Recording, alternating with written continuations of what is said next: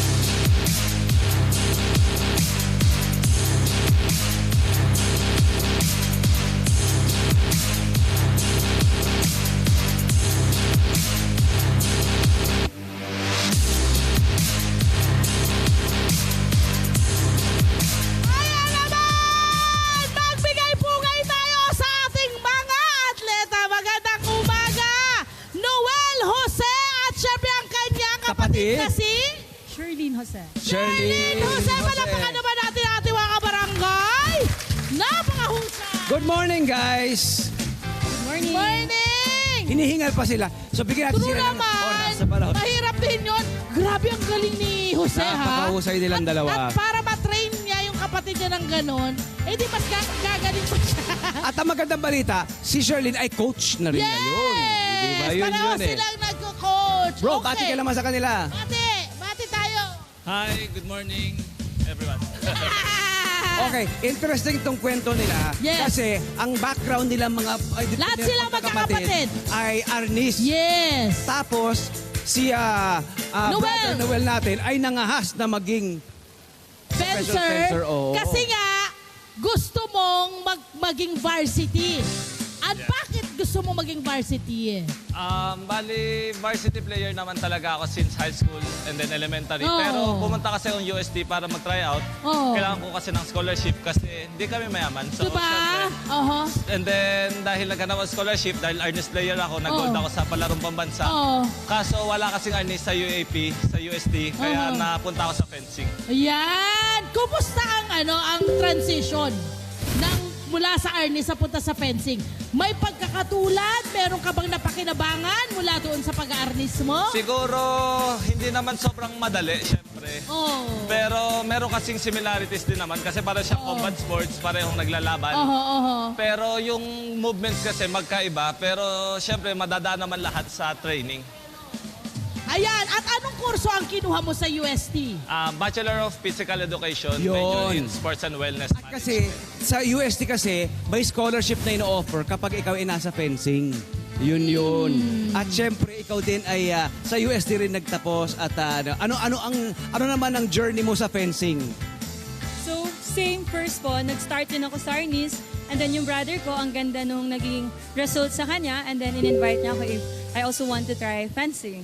So sabi ko, since mukhang maganda naman, and then maraming opportunities, so I tried fencing na rin po. Then you became a scholar also? Yeah, so after a year, nakakuha rin ako ng Team A. But I started rin with scholarship na Team C on my first year. Kailangan kasi paghirapan mo before ka maging part ng Team A. Ayan. Iba. Mga palarong pambansa. Correct! National team Veterans si to, Noel. Hanggang ngayon. Madali ba ang makapasok sa national team at ano ang mga naging experience mo nang napasok ka sa national team? Anong mga palaro, loob at labas ng bansa ang mga napaglaruan mo? Bali, hindi siya madali. Siyempre, sobrang mahirap siya kasi lalo na medyo late na ako nag-start mag-fencing eh. Kasi college na ako natuto mag-fencing. Unlike sa mga ibang teammate ko sa national team, nag-start sila since high school, elementary, then ako college na ako natuto. So kailangan ko lang mag-double time Okay. effort talaga ng training ng mabuti para makapasok sa national team. And then nung nakapasok ako sa national team, nakapaglaro ng SEA Games, Asian Games, World Galing! Championships, World Cup.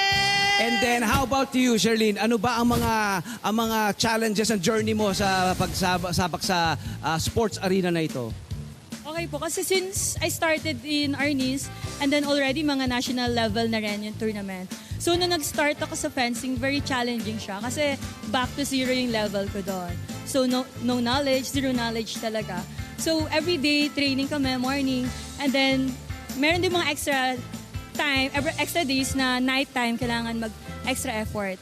Kung gusto mo talaga makahabol sa kanila. Yeah. Kamusta ang estado ng women in fencing? There are men, of course, di ba? In fencing, in different sports yan. How about women in fencing? In fencing, nowadays, gano'n na rin. Almost same na siya ng men's. Marami na rin. Good Very job. competitive din yung mga women's. Yes. Maraming nagkaka-interest sa mga babae.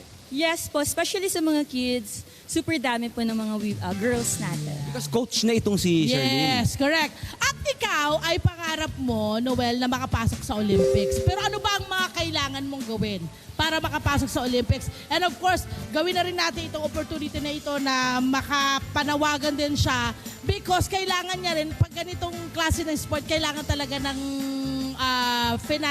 financial support, no? Baka ito na, ano ba ang mga kailangan mong paghanda?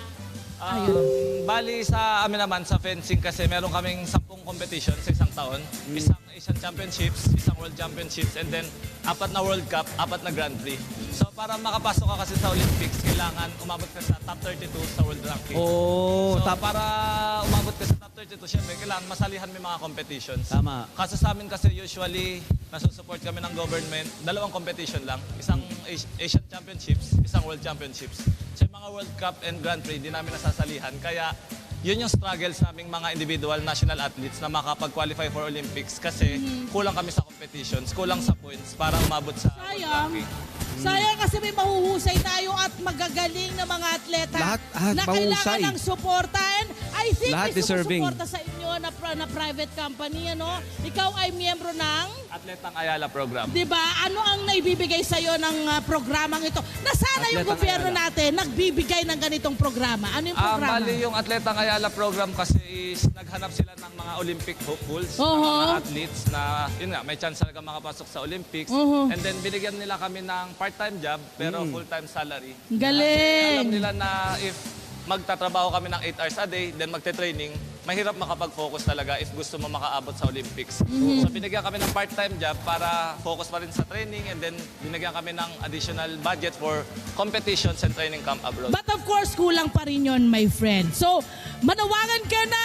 This is your chance! Huy! Sa ating mga nanonood ngayon, lalo na yung mga nakikita nyo na ito talaga yung pag-asa ng ating mga atleta. Kayo, go! Bali, syempre po, thankful ako sa mga sumusuporta sa akin and then sa mga willing mag-support sa akin, sa aming mga national athletes. Open po kami kasi yun naman yung problema namin.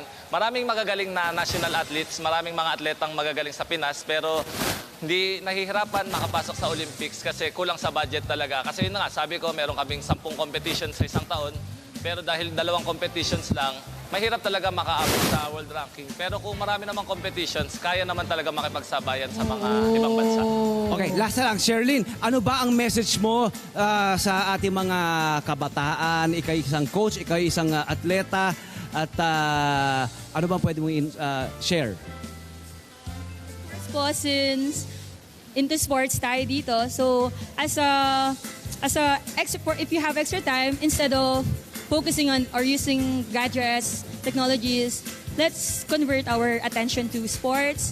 At least mas ano pa siya sa physical natin, mental, mas manda-develop doon. And then in the future, possible, you can get scholarship from the sports. Alam mo if magiging itong competitive. magkapatid na to, ang smart, ang huhusay, ang gagaling, may malasakit sa mga kabataang Pilipino.